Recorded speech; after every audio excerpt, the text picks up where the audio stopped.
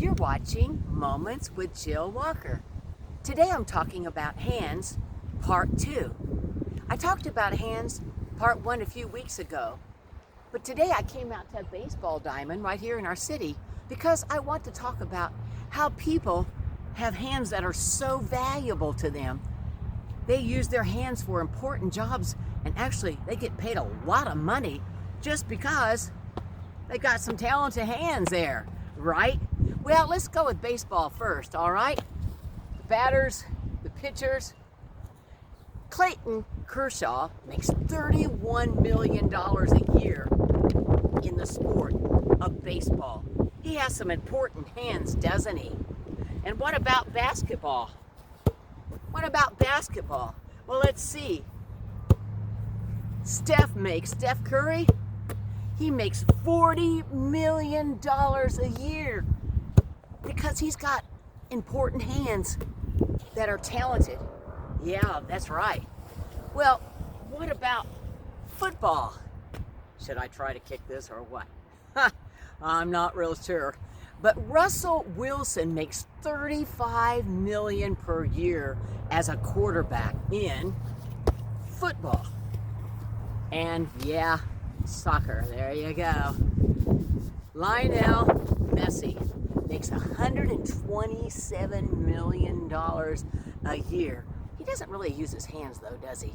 But I just wanted to throw that in, that he's the highest paid athlete in the whole wide world. And even though I don't have golf clubs today, you can pretend that Tiger Woods makes a whopping $45 million a year. And tennis, those hands to play tennis. Andy Murray makes $19 million a year. And what about Walter Ray Williams Jr.? Walter Ray Williams Jr.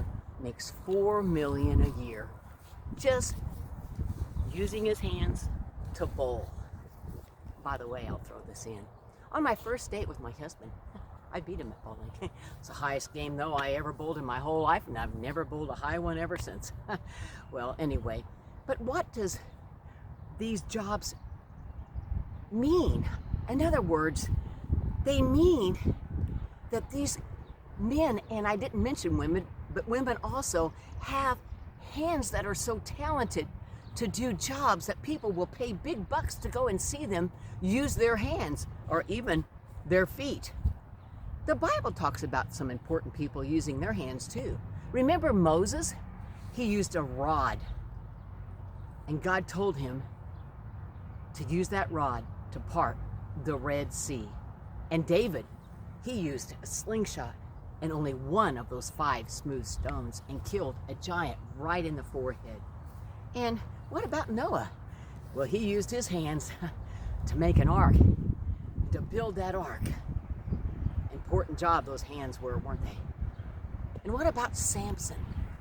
Samson, in the last moments of his life, he was in the Philistines' temple, and he used those hands.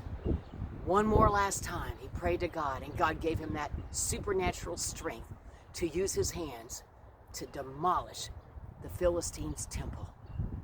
And hundreds and hundreds upon the people died in that temple. In the New Testament, God used someone's hands, and it was a woman, and her name was Dorcas. She was a seamstress. She made clothes for a lot of people. She used her hands in such a good way. She's still remembered today.